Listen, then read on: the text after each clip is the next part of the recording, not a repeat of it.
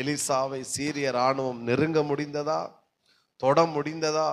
ஏதாவது செய்ய முடிஞ்ச? அவங்க இராணுவம். இவனோ சாதாரணமான ஒரு எளிய ஒரு மனிதன், தீர்க்கதரிசி.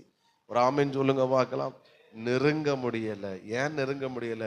தேவதூதர்களும் அவருடைய சேனைகளையும் வைத்து கர்த்தர் பாதுகாத்தார். ஆமென். புரிகிறவங்க ஒரு அலையிலேயே சொல்லுங்க பார்க்கலாம்.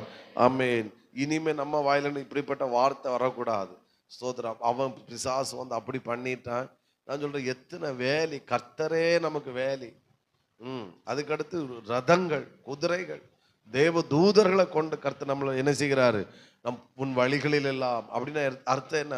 நான் போகும்போதும், நான் வரும்போதும், நான் செல்லும் போதும், நாம் இருக்கிற ஒவ்வொரு இடங்களிலும் கர்த்தர் அவருடைய தூதர்கள் நம்மோடு கூட பிரயாணம் பண்ணி கொண்டே இருக்கிறார்கள்னு விசுவாசிக்கிறவங்க சத்தமா ஒரு ஆமென் சொல்லுங்க பார்க்கலாம்.